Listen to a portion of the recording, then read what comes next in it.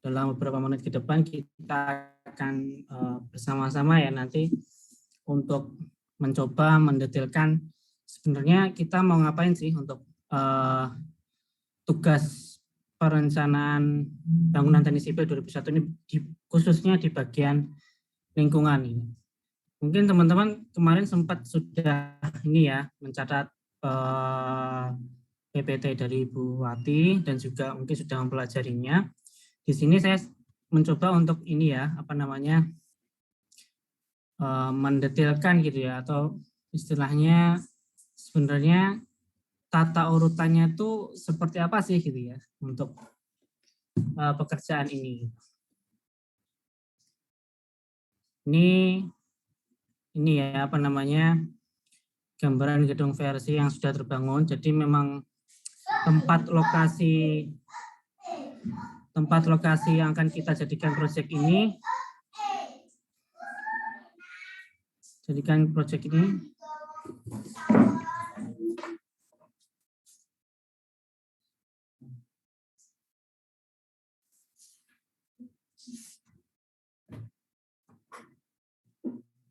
merupakan kawasan yang berada di Kulon Progo dengan baru terbangun gedung VRC ini ya, yang mana adalah rencananya seperti ini gitu ya. Rencana tapak bangunannya seperti ini, di mana direncanakan akan ada sekitar 11 bangunan ya. Nah, di bidang lingkungan ini tugas kita sebenarnya adalah ini.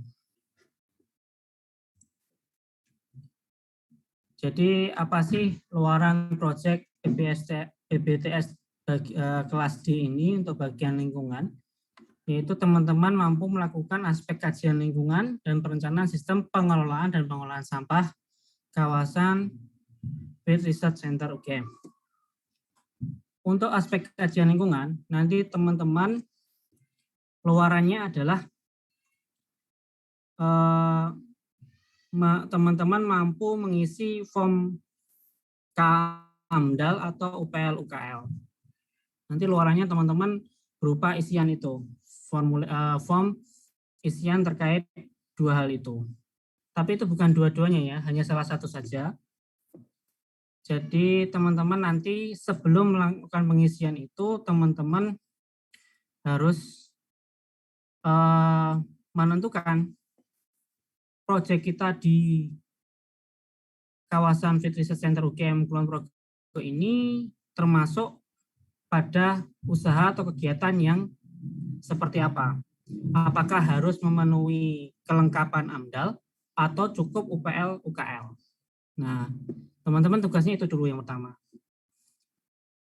Jadi menentukan dulu kawasan Field Research Center itu, proyek di sana itu termasuk harus melengkapi dokumen apa dulu. Apakah dokumen termasuk usaha atau kegiatan yang harus melengkapi dokumen KAMDAL atau cukup UPL UKL. Itu tugas yang pertama. Tugas yang kedua adalah teman-teman goal-nya adalah membuat layout depo atau TPS terpadu untuk kawasan Field Research Center UGM. Membuat layout-nya, lalu konsep pengelolaan sampahnya di TPS terpadu itu sendiri, lalu RAB pengelolaan dan pengolahan sampah. Itu goal di akhirnya ya. Di mana untuk mencapai itu, teman-teman harus tahu, harus menghitung gitu ya. Menghitung apa saja, yaitu timbulan sampah yang terjadi, timbulan sampah yang muncul di kawasan tersebut, dengan teman-teman sehingga apa? Sehingga harapannya TPS yang teman-teman desain itu nanti mampu mengelola sampah yang mungkin muncul selama sampah yang dihasilkan oleh aktivitas di kawasan Field Research Center UGM selama 5 tahun. Jadi teman-teman menghitung timbulan sampah dulu. Berapa sih sebenarnya sampah yang dihasilkan dari aktivitas itu. Nah, ininya caranya. Nanti teman-teman menggabungkan ini ya, karena kita melakukan estimasi, maka kalau tidak salah nanti mohon dikoreksi bagi teman-teman hidro ya, nanti asisten teman-teman hidro.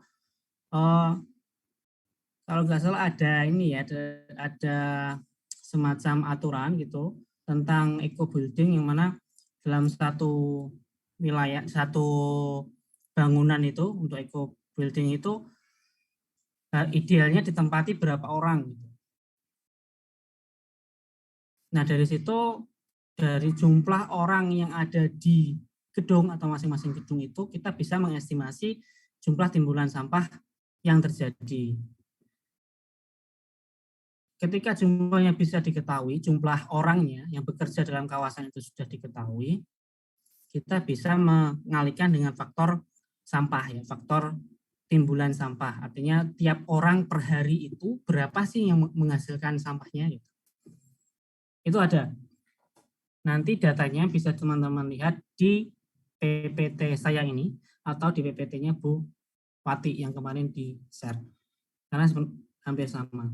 Dan teman-teman juga bisa melakukan mengambil data dari tempat lain asalkan jelas sumbernya. Misal paper atau hasil penelitian siapa yang menunjukkan kalau tiap orang untuk kawasan perkantoran itu menghasilkan berapa kilo atau berapa meter kubik per orang per hari. Gitu.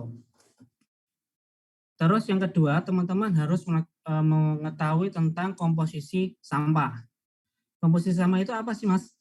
Komposisi sampah itu adalah sampah yang muncul di kawasan ini, di kawasan proyek kita ini terdiri dari apa aja? Apakah dia anorganik, organik, atau dia organik basah, organik kering, atau kertas, atau botol, atau apa aja. Itu teman-teman harus mengetahui itu. Nah, caranya gimana? Di PPT ini dan juga PPT-nya Bu Wati itu ada beberapa data terkait komposisi sampah yang pernah diteliti di Fakultas Teknik UGM. Itu bisa dijadikan acuan komparasi dari situ. Kira-kira dengan luasan yang dari perbandingan luasan, sampah yang dihasilkan kemungkinan mungkin dianggap mungkin sama atau seperti apa. Itu dilihat dari komposisi itu. Sebenarnya kita kalau penelitian nyata itu kita harus terjun ke lapangan, kita harus benar-benar menghitung timbulan sampahnya tiap hari. Kita harus standby di sana mengambil sampahnya, kemudian kita memilah-milahnya.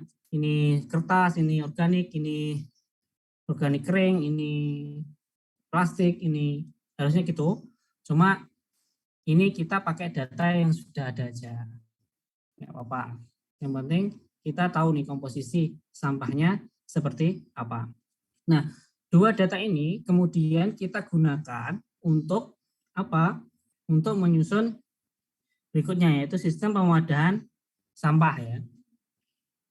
Di mana sistem pemadahan sampah ini nanti teman-teman juga harus menentukan ya atau memilih gitu ya, memilih wadah sampah yang baik yang baik untuk digunakan di kawasan itu yang seperti apa dan kenapa alasannya. Itu teman-teman harus memilih. Dan untuk SNI-nya atau parameternya itu ada di PPT yang kemarin. Itu ada SNI yang bisa teman-teman pelajari gitu ya. Bahkan di sana pun juga diatur tentang warna tempat sampahnya itu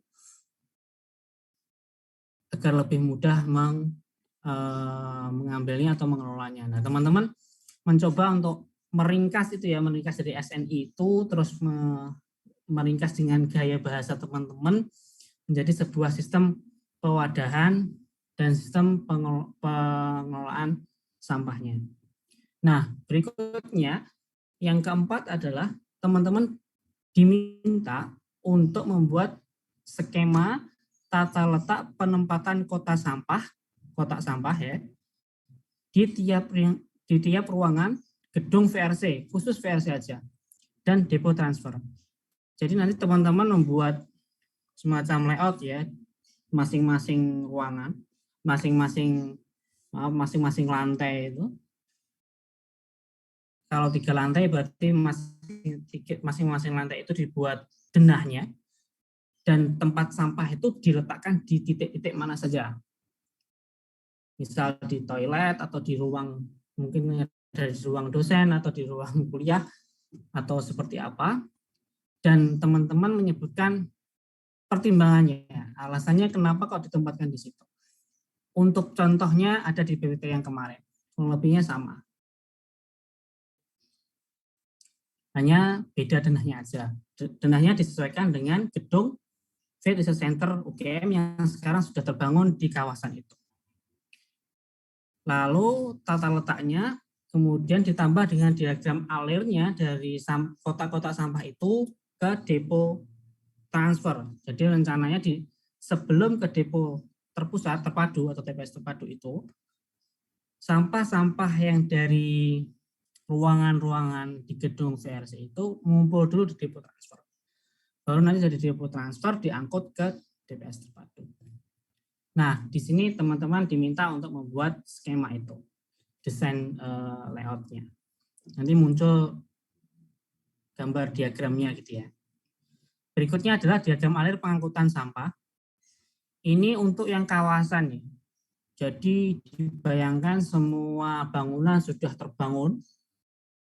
Itu sistem pengangkutannya gimana, jalurnya gimana. Kalau misal terus ngangkutnya pakai apa? Misal menggunakan truk itu lewatnya dari mana dulu? Muter kemana? Dibuat jalur biar mudah ininya. Terus jadwalnya seperti apa? Apakah dibuat setiap hari atau 2 hari sekali atau seperti apa? Dan pertimbangannya apa? Nah, tapi ini tidak, diagram alirnya tidak sampai ke ini ya, ruang-ruangan dalam gedung, hanya pada depo transfer. Nah, teman-teman juga diberi kebebasan apakah nanti masing-masing gedung itu memiliki depo transfer atau area tertentu, misal area berdekatan 3 gedung, 1 depo transfer misal, atau seperti apa, itu monggo nanti bisa dilihat dari teman-teman hasil dari timbulan sampah yang muncul dari masing-masing gedung. Kalau ternyata banyak dan masing-masing gedung itu membutuhkan itu, ya berarti dipasang seperti itu. Di depo transfer ada di tiap gedung. Tapi kalau enggak, mungkin diletakkan di mana. Nah, itu teman-teman yang menentukan. Diminta untuk menentukan itu. Ditempatkan di mana depo transfernya, dan itu mengcover berapa gedung. Gitu. Lalu berikutnya adalah teman-teman membuat neraca massa sampah. Neraca massa sampah itu sederhana. Jadi semacam diagram alir juga, atau bisa juga dibuat tabel gitu ya. Timbulan sampah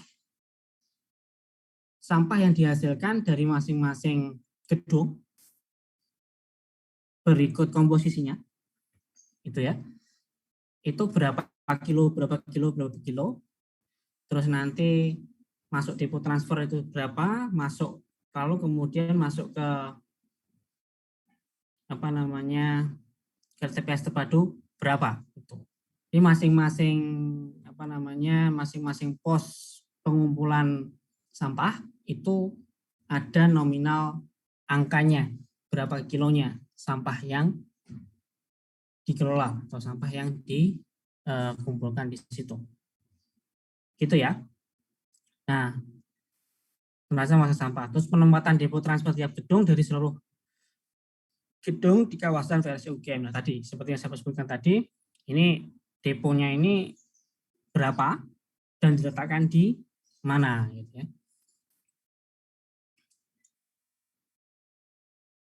Nah, berikutnya adalah setelah kita berhasil mengumpulkan sampah di depo atau TPS terpadu yang mana sesuai pembagiannya tadi ya, pembagian sesuai komposisi sampah.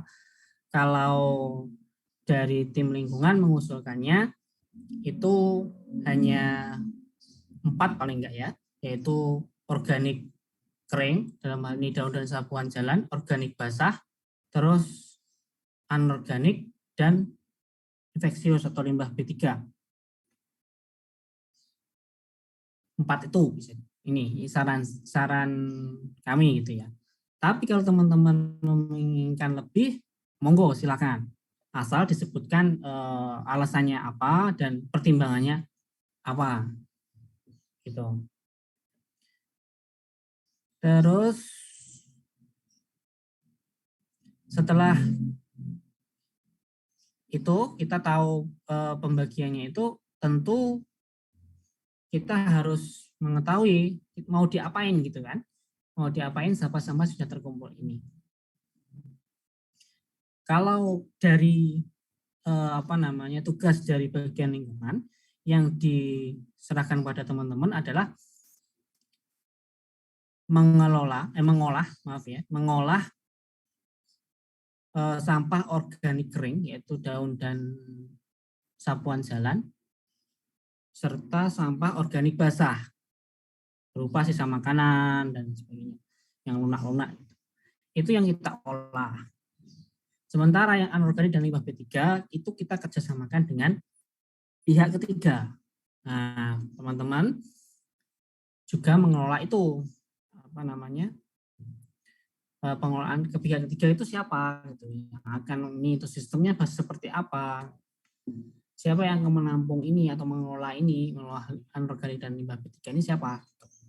Teman-teman juga mencari informasi itu dan menuliskannya dalam konsep pengelolaan. Nah, untuk 2 teknologi atau 2 metode tadi, yaitu untuk pengolahan organik kering dan organik basah, teman-teman diminta untuk minimal adalah basic desainnya, cara kerjanya seperti apa, dan spesifik alatnya seperti apa. Kalau kemarin Bu Wati mencontohkan dan menyarankan menggunakan rotary composter. Nah, teman-teman diminta untuk spesifikasi alatnya seperti apa, minimal volume dari volume dari rotary composter itu berapa gitu, yang harus disediakan untuk mengolah sampah yang timbul dari aktivitas di kawasan Field Research Center. Teman-teman harus menghitung itu, dan berapa sih jumlah komposter yang digunakan atau berapa volumenya, terus jumlahnya berapa, dan sistemnya seperti apa gitu. Apakah begitu masuk langsung diputar, digiling, diputar dan sebagainya, itu teman-teman masuk di situ. Cara kerjanya seperti apa. Teman-teman mendesain itu, membayangkan dan menjelaskan dalam bentuk tulisan. Begitu juga untuk yang sampah organik basah.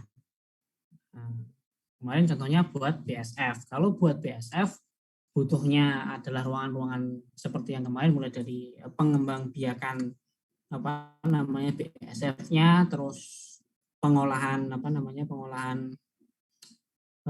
sampahnya oleh Maggot, harus ada itu. Nah, teman-teman mendesain itu.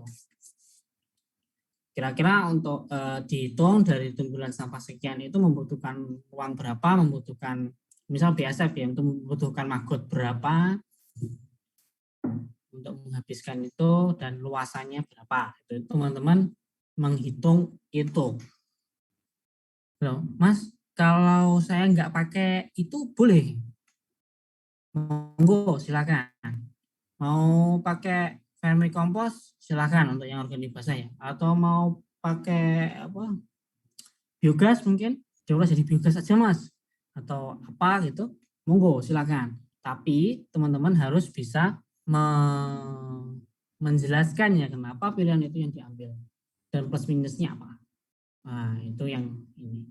Nah, setelah kita tahu nih ya, kita tahu teknologi apa yang akan kita gunakan, maka kita akan diminta untuk teman-teman akan diminta untuk membuat layoutnya, di mana TPS terpadu ini kita bayangkan merupakan TPS yang mengumpulkan seluruh sampah yang sudah terpilah dari kawasan Variation Center, lalu kemudian di sana ada pengolahannya, khususnya untuk dua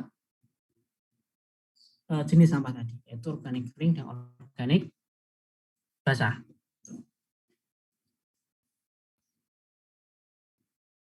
Berikut juga dengan yang anorganik dan juga limbah B3, itu ada penampungannya, ada gudangnya.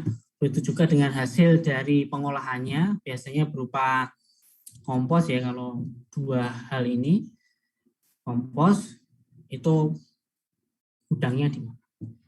Terus layout depo atau TPS terpadu, konsep pengolahan sampah di TPS terpadu, termasuk deskripsi operasinya gimana, kapasitasnya berapa, kebutuhan tenaga berapa, luasannya berapa, ukuran masing-masing ruang berapa, dan sebagainya. Berikutnya adalah RAB pengelolaan dan pengolahan sampah. RAB di sini adalah mulai dari pengadaan ini ya, pengadaan kotak sampah sampai ke belakang. Mungkin butuh gerobak atau butuh depo transfernya itu butuh wadah wadah sampah yang besar dan sebagainya atau gimana, itu masukkan dalam RAB pengelolaan dan pengolahan sampah. Itu sampai di sini dulu. Ada pertanyaan mungkin?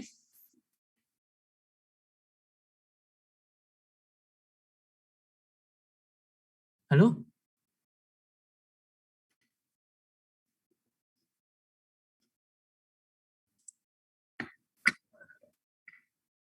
Ada pertanyaan mungkin? Kalau belum bisa dilanjut saja Mas. Kalau teman-teman ada pertanyaan nanti jangan sungkan buat nanya ya, mau tutorial jadi bisa lebih diskusi. Ya, betul. Ini tidak ada? Oke, kita lanjut ya.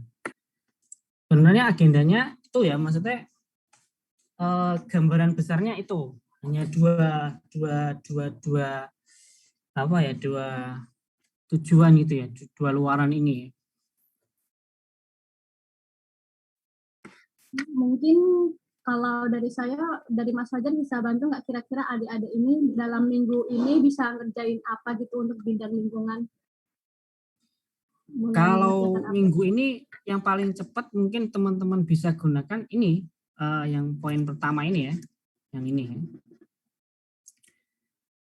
Teman-teman menentukan VFRC itu termasuk jenis kegiatan yang butuh AMDAL atau hanya UPL UKL. Ini nih. Nah, ininya sumbernya nih. Teman-teman melakukan penapisan dulu gitu ya. Dasarnya Permen LHK P04 tahun 2021 gitu. Proyek kita di sana, proyek kita di mana? Di Kulon Progo itu masuk proyek yang wajib AMDAL atau wajib UKL UPL atau wajib SPPL. Nah, teman-teman menentukan itu. Kalau teman-teman sudah bisa menentukan itu, sumbernya jelas, oh ini loh yang menyatakan bahwasanya kegiatan di sana adalah misal wajib AMDAL. Maka teman-teman kemudian mengisi form KA AMDAL seperti yang ada di PPT slide terakhir dari Bu Wati yang itu. Kalau di Permen LHK ini dia di lampiran nomor 2. Di lampiran nomor 2 itu untuk wajib AMDAL, nanti bisa dicek di sana. Sementara lampiran 3 itu untuk wajib UKL UPL. Nah, di sana diisi di sana. Ikutin ikutin aja contohnya di sana, dan juga contoh cara pengisian yang ada di PPT sebelumnya, sebetulnya Bu Wati. Dan concern utamanya untuk ini adalah sampah dan pelempasan air. Itu jadi mulai dari prakonstruksi, konstruksi, dan operasional. Nanti di sana penjelasannya, contoh-contohnya di sebelumnya, nanti dibaca-baca lagi di sana ada. Karena itu ya. Jadi kalau sebelumnya semak belukar kemudian dijadikan sebuah bangunan, pasti itu ada perubahan penempasan air. Seperti itu. Nah, teman-teman, mungkin pekan ini bisa melakukan ini gitu ya. Sama hitung timbulan sampah dan komposisi sampah itu cepat harusnya, karena datanya sudah ada. Tinggal pertimbangan ini ya, kenapa memilih itu. Ini ya, jadi dasar hukum perlindungan. Jadi teman-teman nanti bisa pakai PP nomor 5 tahun 2021 atau Permen LHK nomor 4 tahun 2021. Itu untuk menentukan apakah proyek kita yang akan kita lakukan ini wajib andal atau wajib UKL UPL. Gitu. Ini beberapa poin-poin penting gitu ya. Ini juga sudah ada di PPT-nya Bu Wati kemarin yang bisa diajukan. Oh ini toh, oh ternyata project saya itu adalah ini, maka aku harus ngisi yang ini. Ini untuk pengolahan sampah.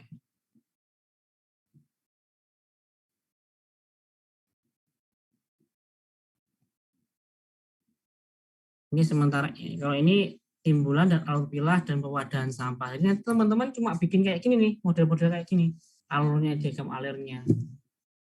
Dari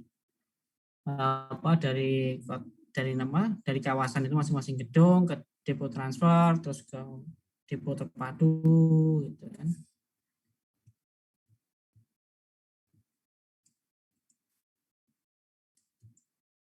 Nih contohnya nih. Ini kita ada nih ya, kantor pegawai per hari. Itu volumenya sekian nih, 0,5 sampai 0,75 liter atau beratnya 0,25 sampai 0,1 kilogram. Bahkan kita kasih data nih, setiap 4 sampai 5 pohon menghasilkan sampah daun 0,5 kilogram, setengah kilo gitu. Ya teman-teman estimasi di sana nanti akan ada berapa pohon itu ya, ada berapa pohon di sana pun, atau dibikin sama dengan yang di teknik misal berapa gitu, monggo silakan. Itu kita ini untuk menghitung unit timbulan sampah ya, dan masa jenis sampah bisa dari sini. Dan ini saya rasa cepat gitu. Untuk pekan-pekan ini dua hal itu cepat. Karena sebenarnya nggak begitu banyak pekerjaan, nanti pekerjaan yang banyak malah teman-teman hidro mungkin ya. Dan teman-teman geoteknik pun juga cuma ini untuk bangunan fisiknya yang untuk yang untuk lingkungan itu cuma ini TPS, timbulan sampahnya ya. Ini bisa digunakan data untuk mengetahui timbulan sampahnya berapa, pewadahan gedungnya ada berapa lantai, laboratoriumnya berapa. Nih sampah organik, ini ada SNI ya, sampah organik warna gelap, anorganik warna terang. Nah itu teman-teman mempertimbangkannya dari ini SNI. Ini contoh-contohnya, teman-teman nanti memilih kayak gini. Ini luarannya bisa kayak gini gitu. Keranjang sampah untuk ruang kelas itu adalah seperti ini. Nah, untuk lorong seperti ini. Ini seperti ini. Tapi ya jangan ini terus di copy paste, jangan cari yang lain. Gambarkan banyak. Syukur bisa foto langsung. Gitu ya. Ini. Nah, terus tadi yang saya sebutkan tata letak tempat sampah itu contohnya seperti ini. Tapi ini untuk masing-masing lantai di gedung VRC. Itu. Ini juga bisa nih digunakan volume berat sampah per gedung. Ini bisa dijadikan ini acuan. Memakai ini nggak masalah. Neraca massa. Nah, neraca massa tadi komposisinya berapa ya, organik berapa, soft plastik berapa, hal plastik berapa. Ini presentasinya menggunakan ini pun juga nggak masalah estimasinya. Nah ini pembagiannya ya. Jadi ada 4 ini, sampah anorganik, sampah B3 infeksius, organik basah, daun dan sapuan jalan. Ini di deponya. Nah, teman-teman juga nanti akan mendesain perencanaan operasionalnya seperti apa, pengumpulan dan aktivitas di TPS itu seperti apa, teman-teman diminta untuk itu. Termasuk ini ya, desain tangki komposter. Kalau teman-teman memilih tangki komposter, teman-teman harus tahu, harus memilih gitu ya, memilih dari vendor atau yang lain berapa volume yang dipilih dan kenapa, teman-teman terus cara kerjanya seperti apa untuk yang PSF itu ya. Oke, ada pertanyaan mungkin atau malah bingung? Monggo.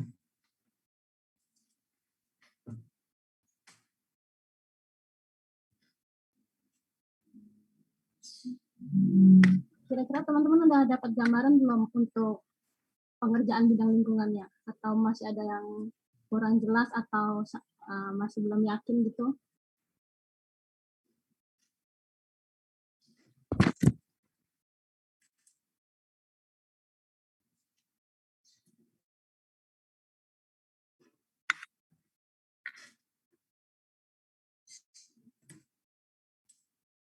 Mungkin kalau Mas Fajar ada contoh perhitungannya yang buat menambahkan materi buat Saras, bisa share di draft gitu ya Mas, mungkin buat membantu adik-adiknya nanti. Oh, aku kok nggak menyiapkan ya. Nanti ini aja lah, apa? Nanti kontak-kontakan di WA nggak masalah. Sebenarnya hitungannya simpel ya. Contohnya tadi kita punya data nih, mana? Ya. Nah ini kan meskipun ini ya lama ya, SNI lama karena memang nggak pernah, jarang diupdate tuh sampah itu. Kita anggap ini perkantoran itu ya, perkantoran sana itu. Per pegawai per hari itu menghasilkan 0,1 kilo gitu kan. 0,1 kilo. Berarti berapa sih per hari di situ? Nah, kalau di sana di kawasan itu ada 3.000 orang yang tinggal ngaliin. Gitu. 3.000 kali 0,1 berarti berapa? 300 kilo gitu kan. 300 kilo per hari karena ada 3.000 orang. Kok tahu 3.000 Mas? Ya tadi dari perhitungan eco building ya tadi kalau nggak salah. Saya juga kurang tahu itunya untuk, cuma saya kemarin dapat informasi kalau dari luasan tapak itu kita bisa mengestimasi luasan bangunan itu, kita bisa mengestimasi berapa orang yang bekerja di situ. Kita bisa pakai patokan itu. Itu untuk timbulan sampahnya ya. Teman-teman bisa pakai berat atau volume, tapi biasanya lebih mudah berat sih. Ambil ini. Nah, itu dari situ, wah ternyata 3.000 ini ya, 3.000 kilo ya. Dan terus itu ininya berapa gitu. Komposisinya gitu. Komposisinya seperti apa gitu. Nah, teman-teman bisa menggunakan yang mana tadi? Ini bisa pakai ini. Presentasinya pakai ini gitu. Ini bisa. Atau pakai yang ini. Komposisinya bisa.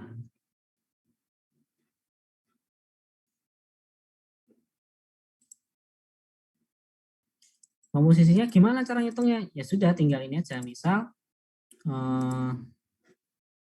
ini kan 57,57% berat, 50% lah ya, 50% berat itu adalah organik.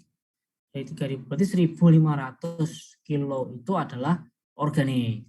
Dan organiknya berapa? Sekian. Kertasnya berapa? Sekian. B3-nya berapa? Residunya berapa?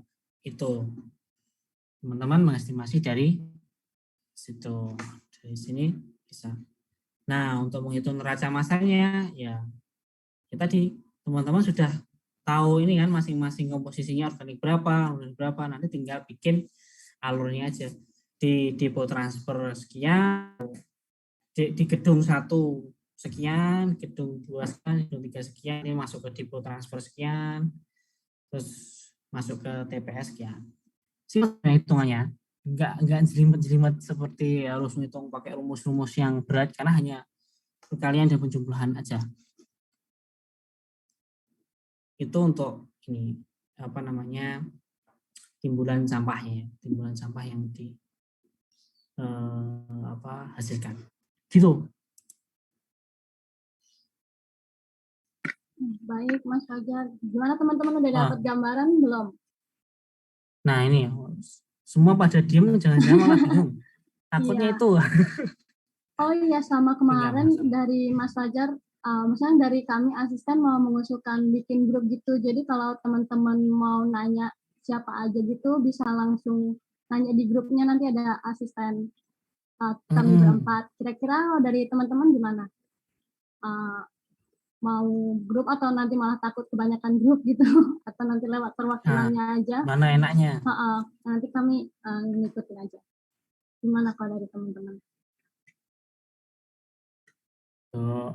Anteng ya. Yang sudah akhir minggu produktif. Iya. Santai aja lah teman-teman, ini kita tutorial jadi malam Sabtuan. Jadi nggak usah terlalu tegang kayak kuliah gitu. Gimana untuk usulan grupnya? Kira-kira teman-teman setuju? Setuju, Mbak. Oh ya. Nanti kami buatkan. Nah, jadi kalau misalnya teman-teman ada mau bingung pas ngerjain gitu, langsung tanya aja biar bisa langsung ngerjain, berprogres gitu. Soalnya perjalanan panjang 1 semester ini ngerjain PGTS. Gitu teman-teman. Jadi nanti kami buatkan ya Mas Fajar dan teman-teman itu grupnya, bisa diskusi. Kalau enggak jam tutorial, jadi di luar itu bisa tetap diskusi gitu. Dari teman-teman membuat lingkungan ada tambahan pertanyaan nggak? Atau sudah dapat gambaran? Yang jelas untuk yang lingkungan ini ya. Berarti tadi menentukan apakah AMDAL atau UKL. Lingkungan mikirnya santai wae, karena nggak ribet. Sama menghitung timbunan sampahnya berarti ya Mas, untuk target minggu ini.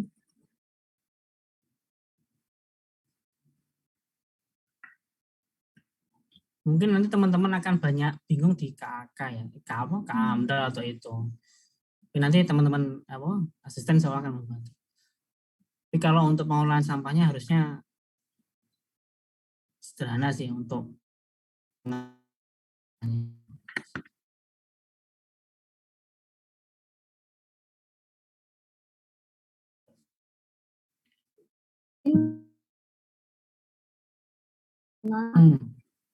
Kalau lebih Mbak.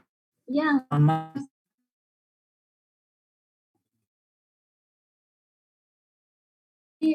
Buat pertanyaan lanjut saja dan teman-teman.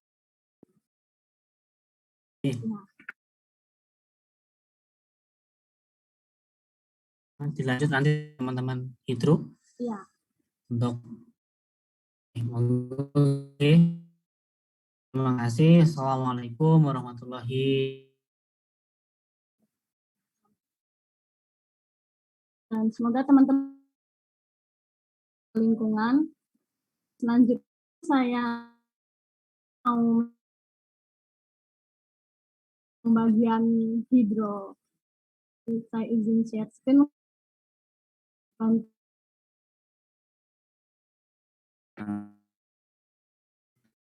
Silahkan.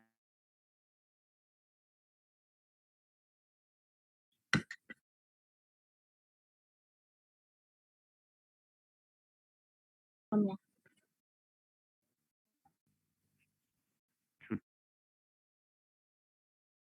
Langsung aja ya teman-teman, selamat sore teman-teman dan asisten semua.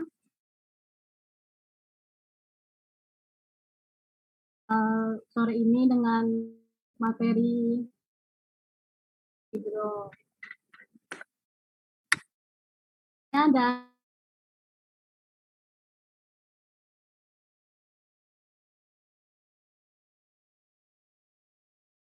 yang terkenal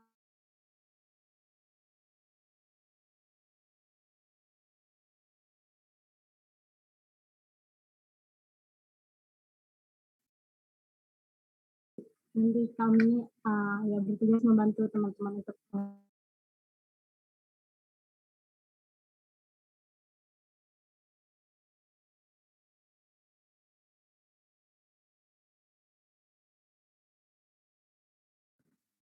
nanti ada kuliah reguler yang biasa setiap minggu itu, dan untuk pengerjaan tugas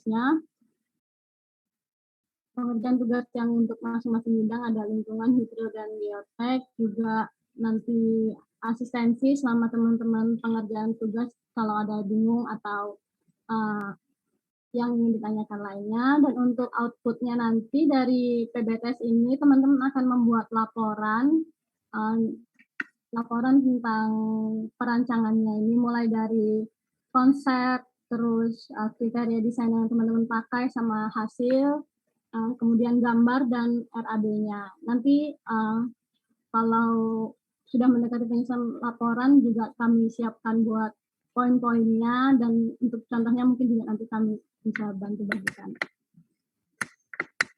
Nah, secara umum di tugas PBTS ini teman-teman akan merancang infrastruktur pengelolaan air hujan dan juga sampah pada suatu kawasan komplek, dalam hal ini yang komplek FRC UGM di Kulon Progo.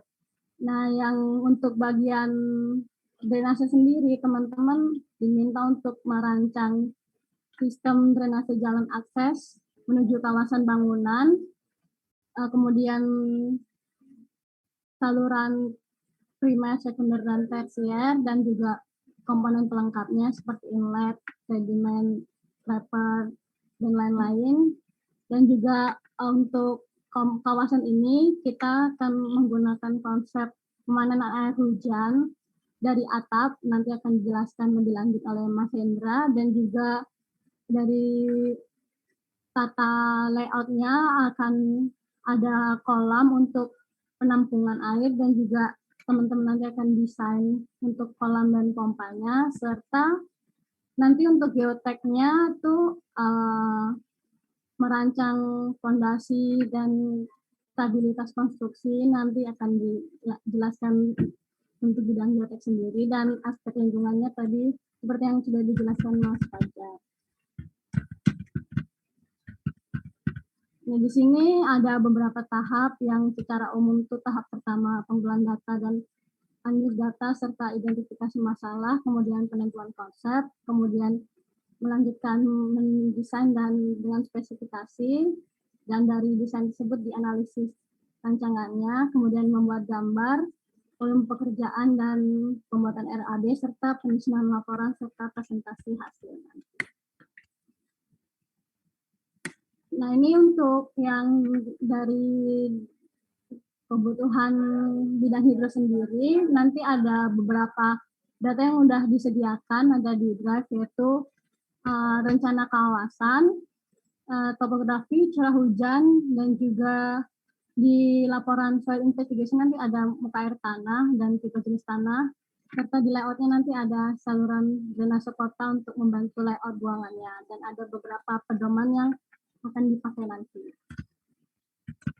Nah, tugas teman-teman yang pertama teman-teman lakukan itu yaitu mengidentifikasi untuk kawasan itu terdiri dari tutupan lahan apa saja dan juga seberapa luas. Nah, seperti yang Pak Rahmat kemarin sampaikan, bahwa untuk yang detail ukuran ini itu belum ada, jadi teman-teman harus membuat layoutnya sendiri untuk penentuan ukuran-ukurannya.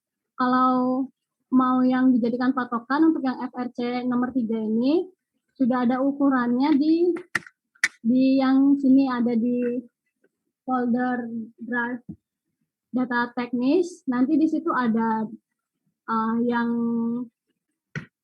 desain drainase, tapi untuk FRC sendiri. Jadi ini ada ukurannya, nanti bisa teman-teman sesuaikan untuk patokan ini dan bisa dijadikan patokan untuk luasan-luasan yang lain. Jadi di sini kita yang hidro itu tugasnya merencanakan sistem drainase untuk keseluruhan kawasan ini yang milik UGM yang seperti gambar ini.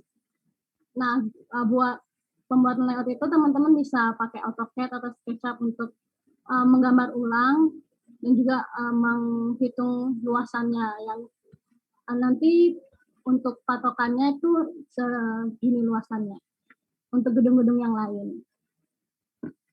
Kemudian dari sini teman-teman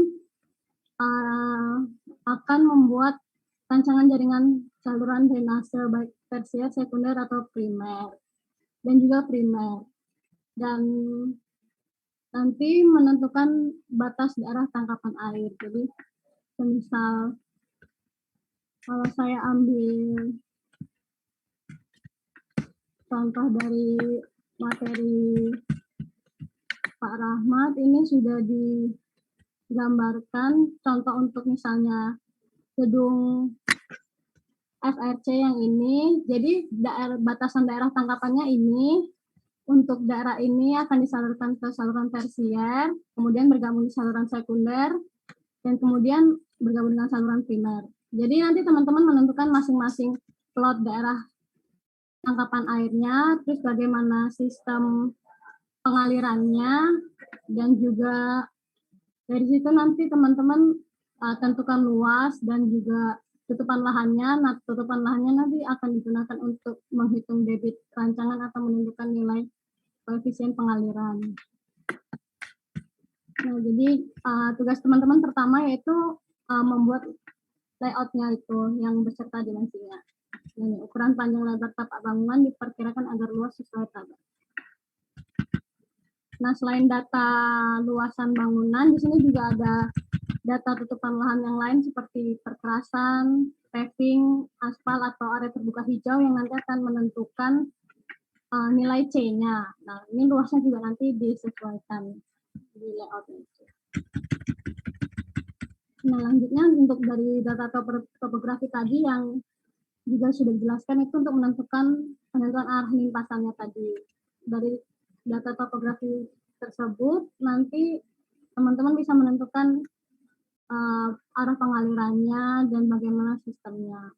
Namun di kawasan ini memang muka air tanahnya cukup tinggi dan juga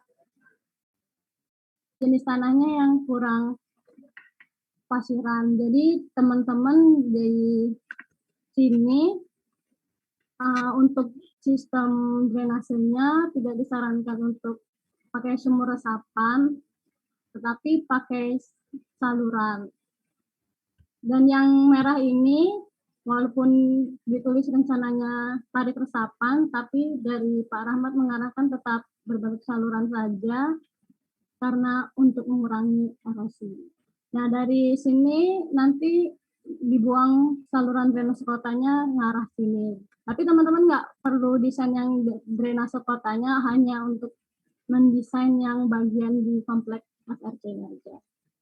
Mungkin ada tambahan untuk yang layout ini itu, jadi saluran primer ini nanti akan menampung setengah bagian jalannya ini. Jadi teman-teman juga akan menghitung drainase untuk jalan, nanti drainase untuk lingkungannya, tersier, sekunder, dan juga kolam. Nah, tapi untuk yang bagian primer yang di sini itu juga akan menampung dari jalan, tetapi untuk lebarnya keseluruhan. Berbeda dari yang ini karena nanti yang ini setengahnya ke kawasan yang sebelah yang milik Kulon Progo, sedangkan yang ini nanti masuk ke saluran ini semua.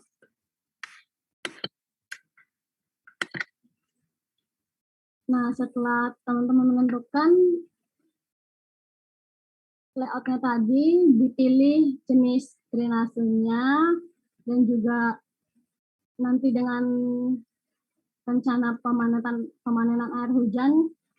Nanti teman-teman dari layout yang teman-teman udah bikin, nanti teman-teman bikin layout salurannya itu dan juga penempatan rainwaternya itu, tangki penampung hujannya. Nah setelah itu, setelah teman-teman selesai dengan layoutnya, nah teman-teman akan diminta untuk menganalisis data hujan. Di Drive itu sudah ada Excel data curah hujan harian Kulon Progo tahun 2010-2019 seperti ini. Ini sudah ada pembagian stasiunnya, jadi masing-masing kelompok akan menganalisis stasiun yang berbeda.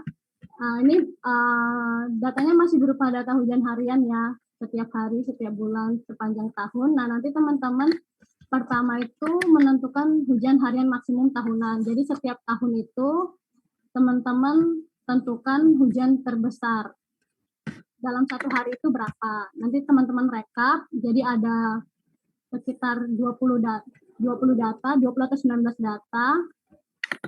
Nah, dari data hujan harian maksimum itu teman-teman lakukan analisis frekuensi skala ulang 5 tahun. Nanti analisis frekuensinya pakai Excel yang biasa dipakai itu nggak apa-apa. Nah, dari hasil analisis frekuensi itu, teman-teman diminta untuk membuat kurva IDF dengan rumus mononobe. Nah, Pak Rahmat kemarin udah share untuk contoh perhitungannya ini. Kan untuk kalau 5 tahun nanti udah ditemukan besarnya, nanti teman-teman membuat kurva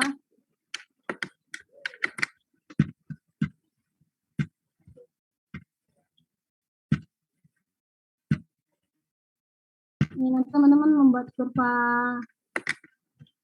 IDF untuk yang hujan 5 tahunan ini. Nah, dari kurva ini teman-teman nanti tentuin TC-nya untuk konsentrasi untuk memperoleh nilai intensitas yang akan digunakan untuk menghitung debit. Ini teman-teman nanti bisa review materi-materinya di slide Pak Rahmat yang udah di-share di Drive juga ya. Nah, itu kita udah menentukan waktu konsentrasi, sementara rumus Kirchhoff, tapi kemarin dari Pak Rahmat menyampaikan akan dicoba dilihat lagi karena daerahnya yang landai, jadi kira-kira untuk waktu konsentrasi akan menggunakan rumus apa nanti akan diinfokan lagi. Nah, nanti dari TC-nya ini didapat intensitas untuk waktu TC. Selanjutnya teman-teman menentukan debit rancangan dengan metode rasional. Metode rasional itu pakai rumus yang CIA ini. Nah, ini ada juga contoh hitungannya, nanti bisa teman-teman pelajari.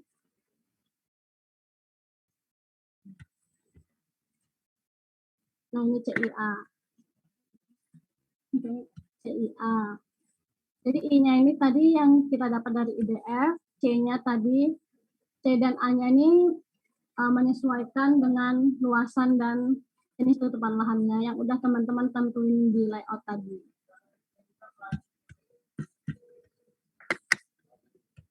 Nah, nanti teman-teman menentukan TC dan debitnya itu untuk setiap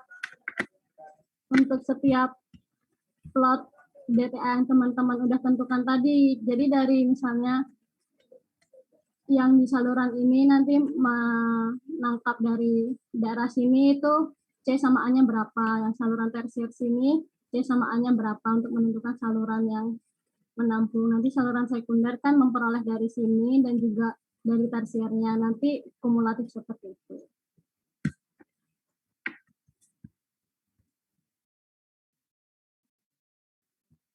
Ini referensinya bahannya dari yang data hujan itu, nanti ada referensi SNI, di situ ada variasi TC sama langkah-langkah hitung debit juga ada kalau teman-teman mau baca, dan bisa lihat contoh hitungan IDF dan debit rancangan di Excel yang udah di-share juga.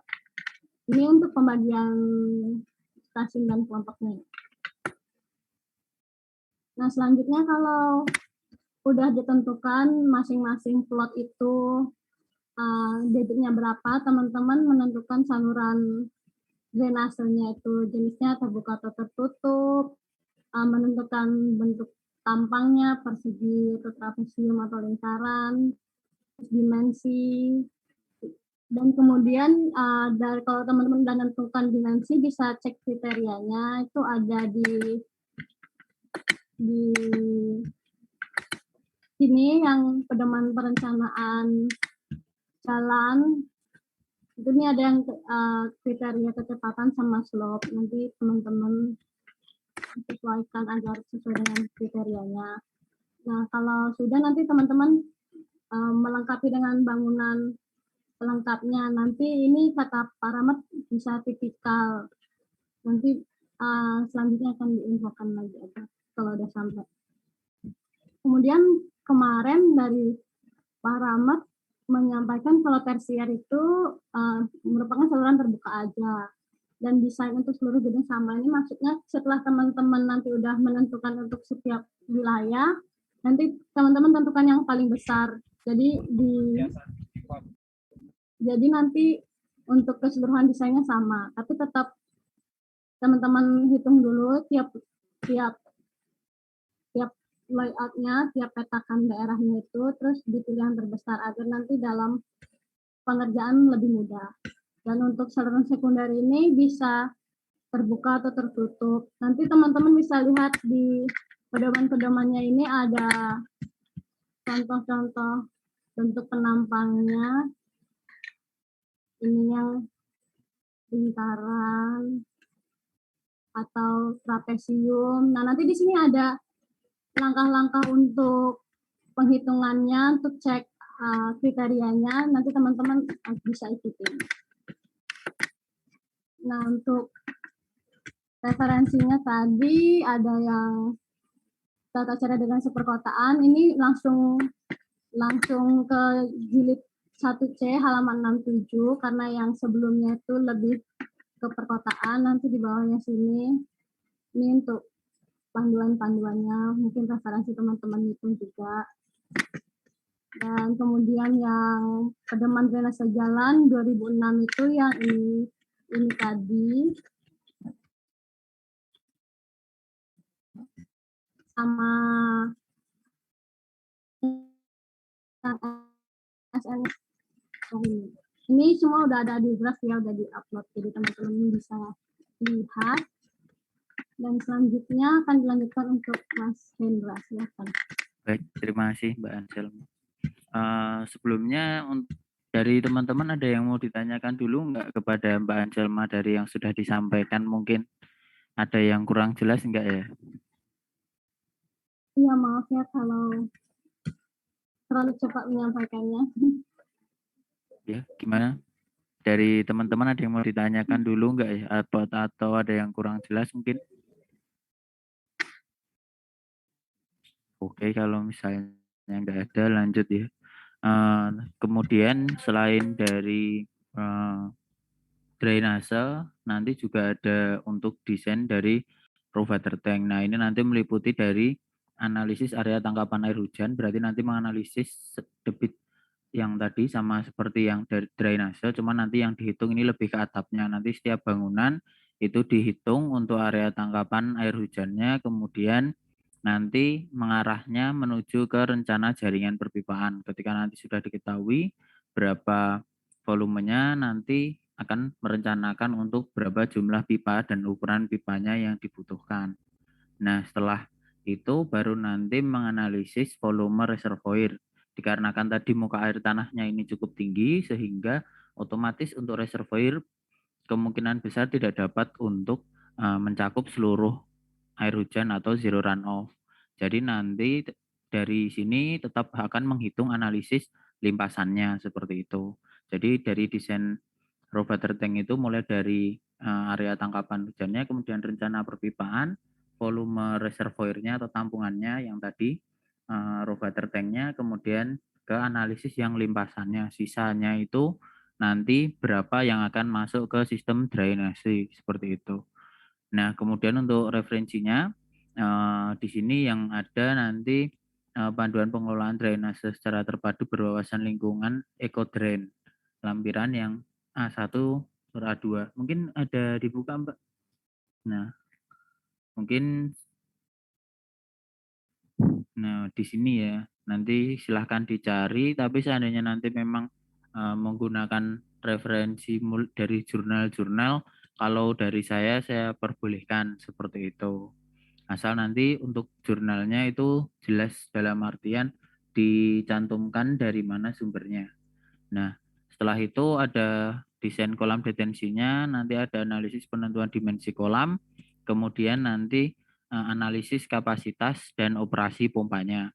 Jadi di sini dari seluruh drainase tadi akan dimasukkan menuju kolam detensi. Nah, kemungkinan besar nanti akan ada 2 kolam, tapi nanti yang dihitung kita akan memberi tahukan untuk kelanjutannya karena masih dalam pertimbangan. Nanti akan kita infokan di pertemuan-pertemuan selanjutnya. Jadi untuk kolam detensi sementara baru menentukan analisis untuk dimensinya seperti itu dan kapasitas dan operasi pompanya seperti itu. Untuk bahan dan referensinya sama yang tadi ekodrain, kemudian ada yang tata cara perencanaan drainase perkotaan, dan nanti ada pedoman perencanaan drainase jalan 2006 seperti itu. Mungkin dari teman-teman ada yang mau ditanyakan dulu? Berarti cukup ya. Kayaknya ini udah sorean, sudah kurang fokus, apalagi dah akhir mingguan. Mungkin dari Mbak Anselma mau menambahkan, Mbak?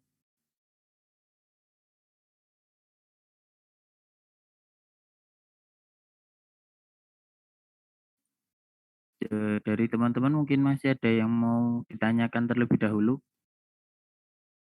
Mungkin dari ketua-ketua kelompok-kelompoknya, mungkin ada yang mau ditanyakan.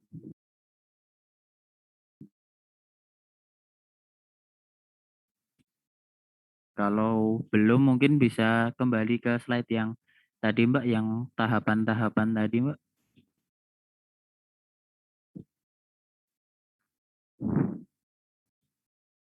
Minta. Siap-siap. Yang tahapan-tahapan Ya, yang ada bagian tahap mana? atas lagi. Ini. Atasnya yang Oh, atas. ini. Jadi nanti diharapkan untuk nanti dibagi, silahkan untuk dibagi waktunya, tapi saya menyarankan nanti pada tahap 2 dan 3 ini nanti kemungkinan besar cukup panjang dan cukup lama. Jadi saya harapkan karena sudah ada datanya, sudah di-share di grup, kemudian nanti silahkan untuk segera dianalisis dan diidentifikasi permasalahan dan nanti ditentukan konsepnya seperti apa. Jadi saya harapkan dan Mbak Anselma harapkan di minggu pertama ini teman-teman tiap kelompok sudah bisa untuk melaksanakan yang tahap satunya seperti itu. Jadi nanti pada tahap 2 dan 3 itu waktunya bisa cukup, jangan sampai nanti menumpuk di akhir semester seperti itu. Karena nanti untuk mulai dari desain spesifikasi dan analisis perancangan ini cukup banyak seperti itu. Belum nanti diakhiri dengan pembuatan gambar desain. Nah, kalau gambar desainnya nanti sampai masuk ke DED-nya itu kan akan dapat bisa lebih baik lagi seperti itu, sehingga nanti bakal memakan waktu yang cukup lama juga seperti itu. Mungkin dari teman-teman ada yang mau ditanyakan, karena sebenarnya keaktifan dari teman-teman nanti juga akan ada penilaiannya seperti itu. Ayo dari teman-teman ada yang mau ditanyakan tidak?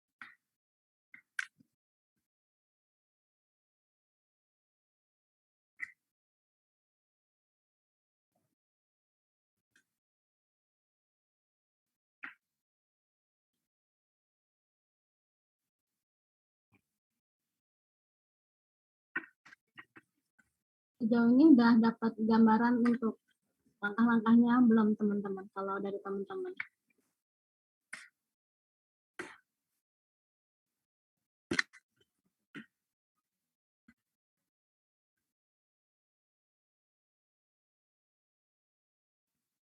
Mungkin Mas Muhammad Bayu mungkin udah ada gambaran belum?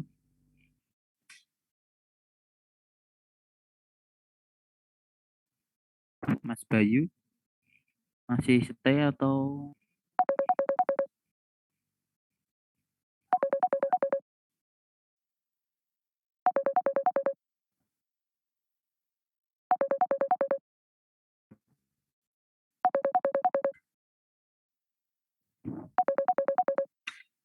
mungkin dari yang lain? Kalau misalnya ada dari Alfian Aufa mungkin ada yang mau ditanyakan nggak? Belum ada, Mas. Oh, tapi udah dapat gambaran ya? Kalau tadi sih udah nangkap Mas awalnya bikin kayak AMDAL dan gitu dulu. Kalau untuk yang hidronya mungkin udah dapat gambaran atau belum? Mungkin soal analisis dulu sih Mas yang tadi data harian hujan dulu. Oh, baik. Mungkin itu aja Mbak Anselma. Bisa ditutup atau Oke. disudahi saja seandainya tidak ada pertanyaan lagi. Oke. Ya, stop share ya. Ya, mungkin kurang lebih begitu ya teman-teman untuk penjelasan tugasnya hari ini. Mungkin nggak seperti tutorial yang teman-teman bayangkan yang kayak yang pakai aplikasi atau langkah-langkahnya. Jadi ini lebih ke penjelasan tugasnya sama target mingguan. Nanti teman-teman coba kerjain bersama kelompok. Kalau misalnya ada yang mau ditanyakan, bisa langsung ditanyakan ke grupnya aja gitu. Dari teman-teman berarti udah ya, udah cukup. Nanti link grupnya aku sampaikan ke perwakilan grup mungkin. Dari Mas Fajar, Mas Hendra, Mbak Galuh, mungkin ada tambahan lagi. Oh, dari saya juga